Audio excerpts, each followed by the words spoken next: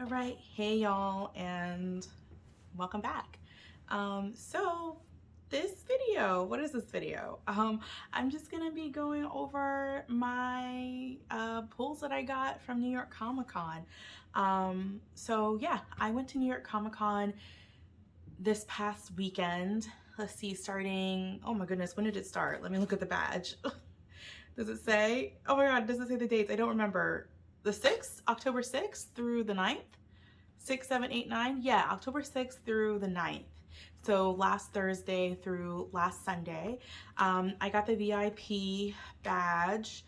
So I was able to go all 4 days. And the VIP situation, it was kind of a mess. I kind of regret getting it, but it was like the first time that my family has done it, and we just decided why not.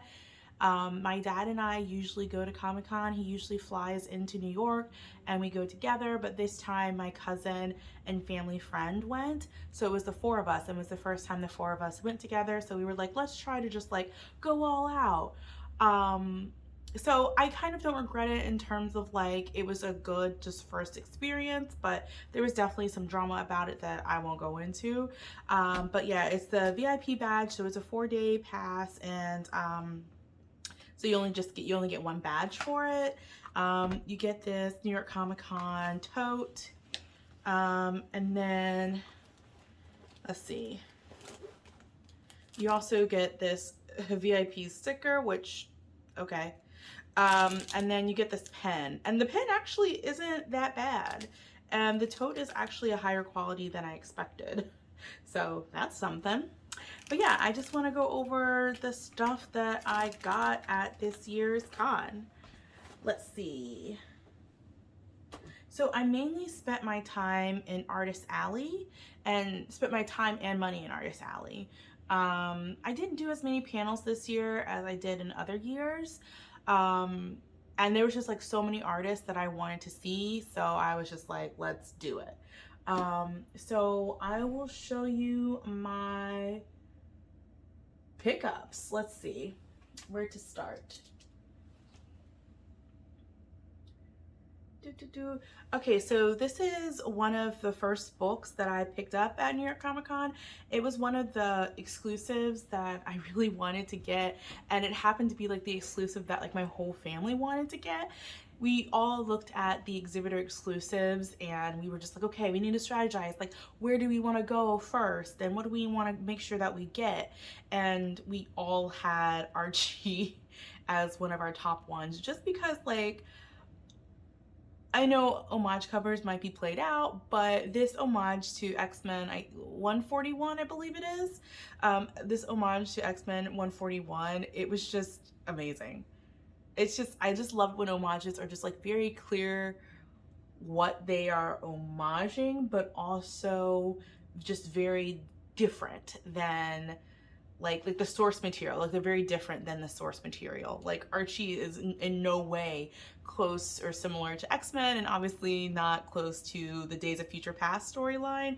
So we were like, we gotta get this one. So we got it and was really happy about that. And in case anyone cares, so it was a limited to 150, and I got number 83. I think my dad got 84 and my cousin got 85.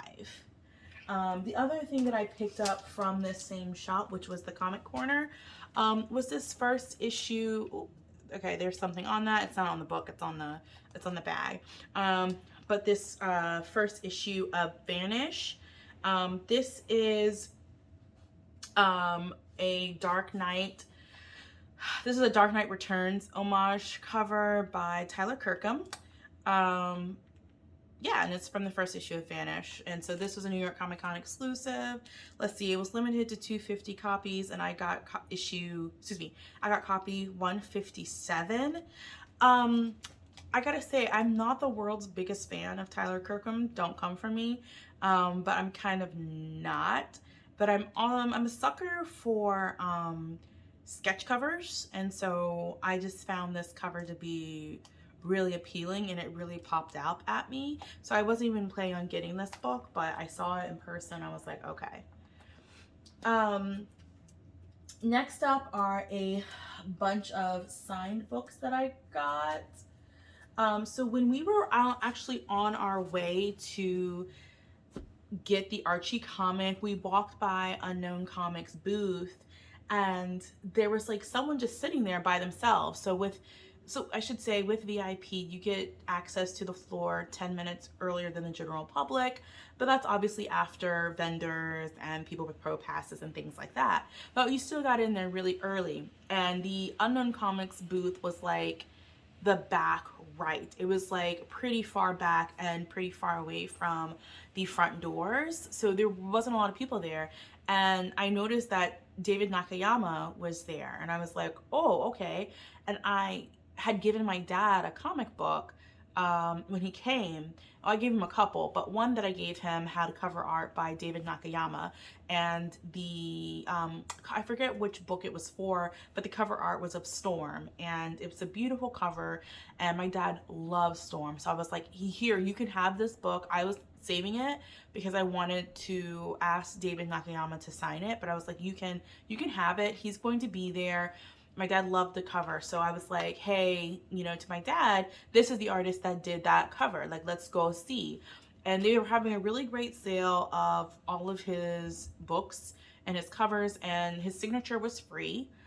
So we didn't have to buy anything, but his signature was free, and they were having a really good deal with his cover, so I picked my favorite ones. So and he signed them, and we had a really great conversation. So this is, oh yeah, I don't remember what all of these are for. I think one of these issues is for Hellions, the other is X-Men, or no, excuse me, other is New Mutants, and another one is Planet Size X-Men, but I don't remember which cover is which. But here's this beautiful Magic cover. Beautiful Psylocke, this beautiful Storm, and then this one is Harley Quinn, New York Comic Con exclusive. So he did a couple of different versions of this. So I think for San Diego Comic Con it was a red foil, and then for New York Comic Con it was this gold one. When I asked him to sign it, I don't know if he had really inspected it, because when he pulled it out, he just kind of spent a lot of time looking at the cover and was like, oh my gosh, this came out really great, blah blah blah, and he was really excited about it. And so he signed it. Unfortunately, it was the first book he signed, and if you look, his markers started running out and was weird, so he actually went over it with a silver marker, and I didn't notice it because we were talking, but when I looked at it later, I was like, this looks terrible. I was like, David, you ruined your own book. You ruined the book. It looks awful. But you know, we had like a really nice conversation and just talking about his art, how he got his start. He was also telling me about how he is working on writing his own book. So that was really cool to chat with him about. So that was meeting David Nakayama. Let's see, what else did we have? So I got a bunch of Batman books just to fill in some runs for myself. Yeah, these aren't like humongous books or anything like that. Like, I didn't buy any big books, but like I said, they're there to just fill in my personal runs. So here I picked up Batman 636. It is the second appearance of the Red Hood. Yeah, so I've been wanting this book for a minute, and this is a pretty good copy, and I got it for a really good price too. And so then after that, we have Batman 653, Batman 652, and 651 1 year later. Yeah. So I almost gave this little run to my dad because he used to have all of these issues, but there was a fire, and a lot of his comics got destroyed. But he said he was okay if I kept these for myself, which I'm grateful for. But like I said, I would have been more than happy to give these to him. Next is Batman 430. And then we have the Penguin Affair, so all three versions of that. Not all three versions, but all three books in that. Next, we have Batman 629.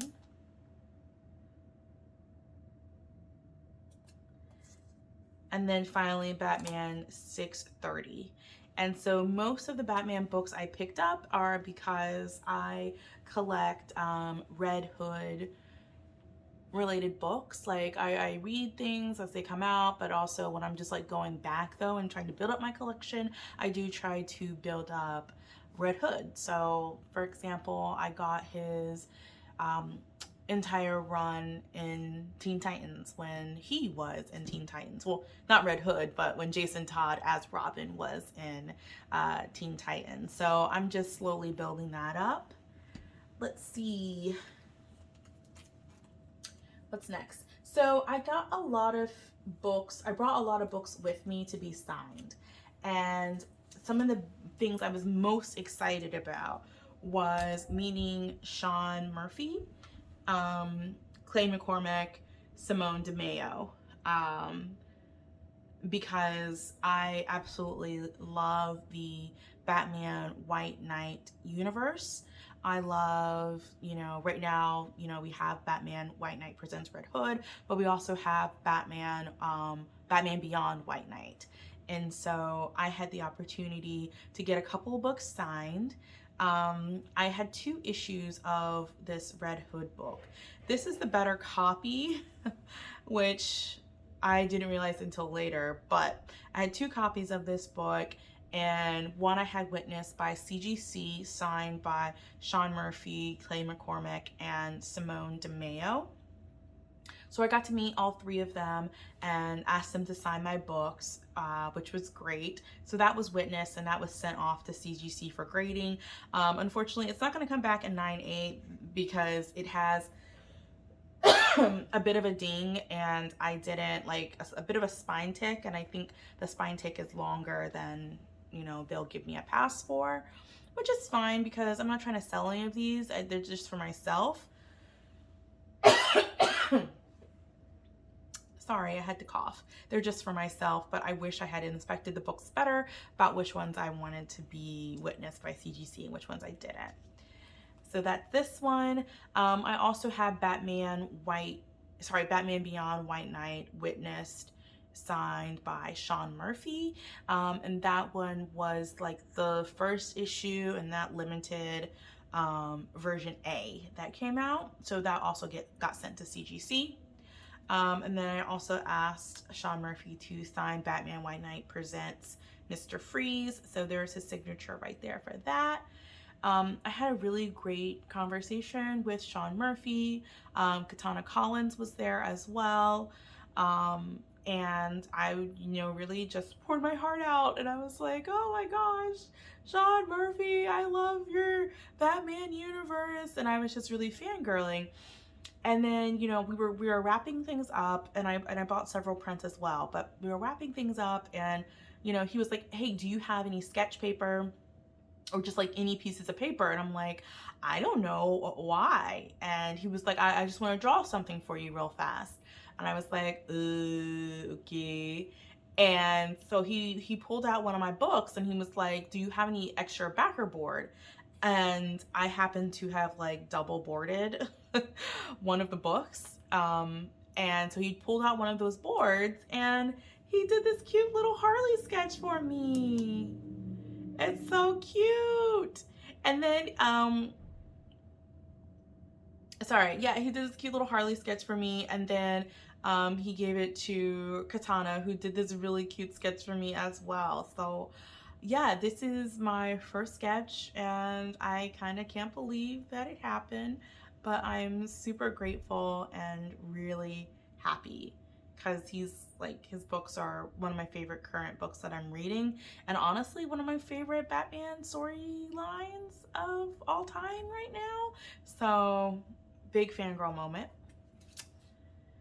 Let's see, and then other books that I brought to have signed. I had the opportunity to meet Cale New. I really love his work. You know, like I told him, you could slap 1,000 covers on a wall and I would easily be able to pinpoint his work. It's very distinct. So yeah, I got a chance to meet with him and talk to him about his art. So he signed 3 books for me, which I'm really grateful for. And I think his pretty much everyone's signature was free except for a couple. Sean Murphy, I think was $5 per signature, and then it was $10 if the signature was witnessed. And then I got these books signed by Miko Suan. And I remember I had read that he was going to be at the con, and I don't remember where I read it, and I tried to look it up and I just couldn't find where he was going to be. And I was like, okay, like I guess I made that up, but I had been carrying his books around anyway, and I think I had forgotten. And one day I was walking the show floor, and this is like when I was by myself, because sometimes like my family and I would like branch out and do our own things. So I was like off on my own, and I walked by a table and I was like, I think that's Miko right there. And there was like no signage saying that it was him, nothing about signatures or anything. So I was like, is he signing stuff? Like, what's happening? And he was. So I got to talk to him about, you know, his art. I asked him to sign and he did. And I think his signature is like $5. So another big highlight for me was meeting Chris Claremont. So I was able to get several books signed by him. One was this one, which is Gambit #1. It is like his newish Gambit series. The other 2 books that I got signed were witnessed by CGC, so I don't have them with me, and they were sent away for grading. But those books that I had signed were Uncanny X-Men 266, which is the first appearance of Gambit, and it was Uncanny X-Men Annual #14, which is the second appearance of Gambit. And the reason why I say that is because technically Uncanny X-Men Annual #14 was supposed to come out before Uncanny X-Men #266, but they were published, like the publishing date was pushed back or it was delayed or something like that. So 266 ended up being published first, which made it, I guess, technically the first appearance, but story-wise, it is not the first, just to throw that out there.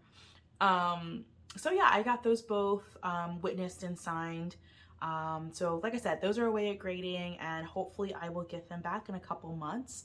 I'm super excited because those are pretty big books, and those will be the biggest books that I own. But like everything else that I got at Comic-Con or got signed, it's just going to be for me. But meeting Chris Claremont was amazing. He's so talkative, which I heard about before, but man, experiencing was definitely something different. He had a lot to say about Gambit, a lot to say about Storm and Rogue.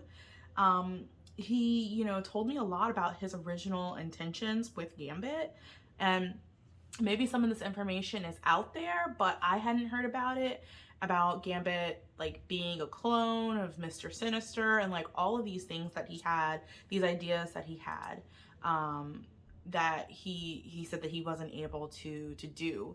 You know, he expressed frustration with Marvel and the way that they treat the X-Men, specifically Gambit and Storm, which I know he's expressed before. But you know, he was like, all they do now is just get dressed up and go to Hellfire Gala. And I was like, yeah, true. You know, he's like, Storm is so incredibly strong and powerful. And he was like, you know, she is an absolute badass, and they're too scared to make her a badass. And I was like, yeah, I think that might generally be true. You know, she's an Omega mutant, and I am team Gambit is as well, but that's a different story. You know, I was like, you know, I haven't read X-Men Red, but I hear that she's badass in X-Men Red. I still have to read it. And he was like, I'm a year and a half behind all this stuff. I don't even know what they're doing these days. He was just like really not, he was not feeling current X-Men. Which, like I said, I knew that was the case, but it was just something else to hear him. And he was going and going and going. And at one point, like, people were coming by and getting signatures, and he was just signing their books and then like kept talking to me, and I felt really bad that they weren't able to have a one-on-one conversation with him. And I kept trying to leave, but he kept talking to me, which I'm really grateful for. I felt bad about, but very grateful for. I also had nails. I took them off Thursday night because they were just too annoying to work with, but he was like very fascinated by my nails and was like, those look so great. Oh my goodness. And he kept looking at my nails. So we talked about nail art for a minute. It was very great. It was a great experience. The other book that I had signed, that I brought to have signed, was by Sway. I really, really love his art. And it was really great meeting him. When I got to his table, there wasn't anybody there. So we were able to have a pretty lengthy conversation, where, you know, I was able to express to him that I really appreciated the way that he draws Black women. And he was sharing that, you know, that he really appreciated that, and that he felt like he had a responsibility to draw Black women in a certain way, to draw Black women well, to be powerful, and as a sign of respect towards, you know, his mother, and the other women in his life. And, you know, I shared with him, I was like, you know, I feel that responsibility based on how you draw Black women. And I think that this Nubia cover is a really great example. Like, this could easily be just a butt shot, right? Because her body is turned this way where her backside is kind of facing us, but like, that's not the purpose. You know, yeah, she's turned this way, but you see it's much darker here, and the emphasis is up here. The emphasis is on her strong features. The emphasis is on her muscle, on her back muscles. Like, she looks strong as hell because she is. And I don't know, I can go on and on about his art. I really love it. I was able to pick up a couple prints by him as well, which I'll show you later. I'm so happy and grateful for those, and that I got to meet him. All right, and so the next set of books are books that they're either ashcans or they're books that I wasn't aware of, that I just stumbled across. So the first set of books is a 4-part series called the Icarus what? Cult of Icarus, there we go. Published by Scout Comics. And I have to double check who this artist is, but it was this cover. I saw this in Artist Alley. It made me stop, rewind, and I had to go back and look at it. And so this, yeah, like I said, it's a 4-part series right here. And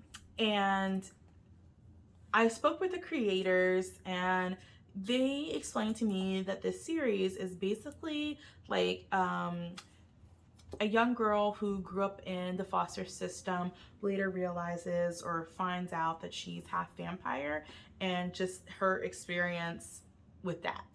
And so I was like, okay, I love vampires, I love good art, why not? So I picked this up. I'm probably gonna read it tonight. I'm really excited about that. And yeah, the creators signed the books. They didn't sign the first one because I was like, yeah, version cover. I just really love this art. So I was like, I don't want a signature on it. Thank you. But yeah, so they told me it was a 4-part series. So I got these, and I'm really excited. I like the artwork. I think it's really cool, and I look forward to reading this. And then let's see, the next one I got is this book. It is We Eat Gods, and this is a New York Comic Con exclusive. Let me just open it up real fast. Let's see.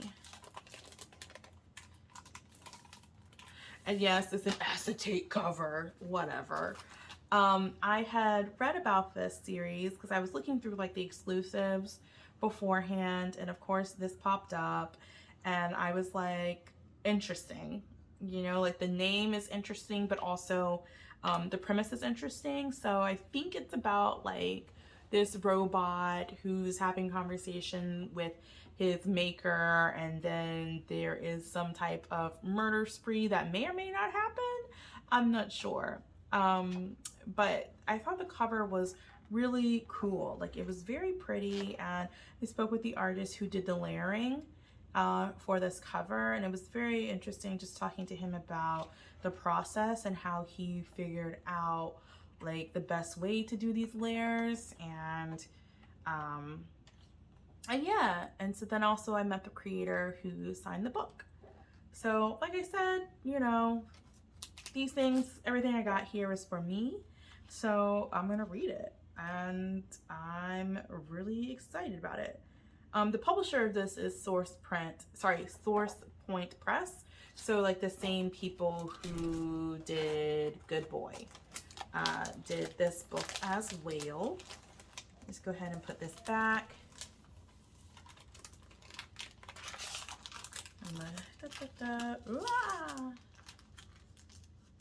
There we go. And then I got this Ashcan Omega Gang. I do not remember what this is supposed to be about. I completely forgot what this is supposed to be about. But I saw this thing right here, and I saw this random sloth, and I was like, okay, I'm in. So I bought it. So I'll read that Ashcan and see what it's all about. Oh, this next thing that I bought is, I think Cal Willis, yeah. And it's so cool. So it's, I don't remember what he calls this. I know it's on the inside of the book. I think he calls it his scrapbook. But like basically his art is like mosaic art. And so if you look here, like you can tell like this is made up of several teeny tiny Spider-Man images, and so this is an homage to Spider-Man 301. So cool. He had other covers as well. My dad got the homage to Batman 423, and I'm actually a bigger Batman fan than I am a Spider-Man fan, but I didn't like some of the there were some parts of the 423 I wasn't the hugest fan of, and I thought that this cover was amazing. So that's why I decided to get this one. But yeah, I think his artwork is really beautiful. And so the inside, you could just see, what does he call it? Oh yeah, scrapbook, mosaic scrapbook. So it's not a comic. It's just like features his art. And I really wish that he actually had prints available. Like I would 100% have bought a print if he had them, but he just had the scrapbooks. He didn't have this Darth Maul cover, but when he came by the second day, he had this Darth Vader cover. And then he had, where is it? He did have this Yoda cover when we came by the second day. He didn't have this Superman, but he had this Wolverine. I think maybe if he had this Wolverine the first day, I probably would have bought the Wolverine because it's really cool. Yeah, it's just, yeah, this is one of my favorite things that I picked up while I was there at Comic-Con. And it's signed, which is really cool. We had a chance to talk to the artist.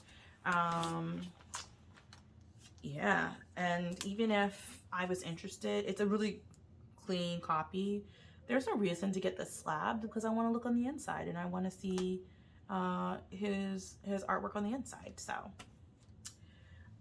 next thing I got was this first copy of Ninja Funk. This is a Comic-Con exclusive, I think, from Unknown Comics, if I am correct. Yeah, from Unknown. Just a really hot cover. I really like it. And so I'm interested in reading about this too. because I haven't read this first issue yet, but I was just really drawn to the cover. I think the cover is fire, so I was like, I gotta pick this up. And I wasn't sure either, but I was like, you know what, I already got this stuff from David Nakayama at this booth, why not go ahead and get this too. All right, whoops, I think that something got cut off or skipped, so I don't know where it, I'm not gonna figure it out. All I'm gonna say is I got this Vampirella Mind Warp #1. This is one of the con exclusives that I really wanted to get, just because this cover is fire. There was a cover that was like regular color, the cover that was like just like, you know, regular color, but this is like the ultraviolet version. I just thought it was amazing. And I was with my dad when I got it, and I was like, this is really cool, right? And he was like, yeah. And I was like, the color is amazing, right? And he's like, uh-huh. I was like, whatever, Dad. I don't care. I love it. Next are these two books also from Scout Comics. I got a lot of stuff from Scout Comics. I like their books.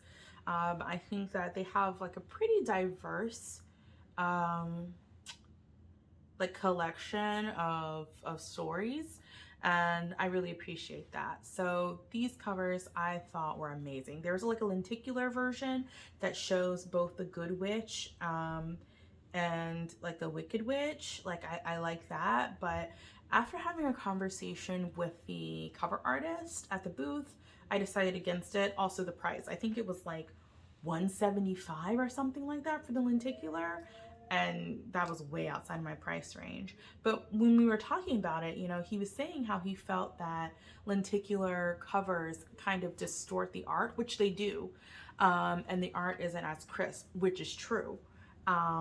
So this was like, I had this conversation with him at like the end of the con. Like con was about to kind of close on Friday, I think. There was like nobody at the booth, and I had gone there. I had been meaning to go to Scout Comics booth, and I was so happy I was finally able to do it and get these covers. But it was really great talking to him about his covers. He was really proud of his work, which he should be. And you know, we were talking about how this artwork really conveys like the message of like World War I, like poster propaganda and things like that. And and that's what he was going for, and that's really what I felt looking at his covers. And so he offered to sign them, and I was like, I don't know, like I was like, no offense, but like I don't want anything on these covers. Like I don't want anything on these covers. They just need to be as is. Like these could be actual propaganda posters. I just want these posters. I just want the covers. And so he agreed. He was like, yeah, I think sometimes signatures on the cover ruin the art. And I'm like, we're on the same page. So he just went ahead and he signed the inside cover of both of these books. So the premise of this story is, I think it's like World War I. I'm pretty sure it's World War I, not World War II, but I have to double check. But it's one of the world wars, either the Great War or World War II. And I think like Dorothy is there. I think she's like a nurse on the battlefield, and then she and a couple of other characters are like taken into not Neverland, or taken into Oz, and it's like kind of just like meshing these two worlds together. And there's other fantasy characters who are involved as well. So yeah, I'm very interested in reading this. And then let's see, what did I get? So this is Kill Switch Ashcan, also from Scout Comics. They had a couple different covers, but I hadn't read this, so I don't know what to get. So this is just what I got. I haven't read it yet. Con just finished on Sunday, and yesterday I literally just laid out all day long, so no time to do anything. And then I picked up these two free comics at, what booth was it at? Was it KRS Comics? I think it was KRS Comics. So this is Batman, The Adventure Continues, #5, which I'm I didn't read this series, so it doesn't really mean much to me other than I have Batgirl here, Red Hood, and Deathstroke, all of whom I love. Here is another David Nakayama cover from Scream Curse of Carnage. I love this cover, Raisin Hell, with like Venom as the raisins. He did like a series, like a serial series. But it wasn't just for this book or even just from Marvel. I think like he did them for DC as well, where there was like, I remember there was like a Poison Ivy one, like a Poison Ivy serial one. So I don't know. This is oh my god, I just read this. Excellent source of mind control by alien symbiotes. Um I love it. This is a very cute cover and I'm happy I got it for free. So thank you so much for watching, y'all. I originally was going to put like everything that I got from New York Comic Con in one video, but that was looking to be about an hour, so I didn't want to make such a long video. So this first part is just going to be comics, and then the next video is going to be like other merchandise that I got that aren't comics. So I guess just hang around for the next video.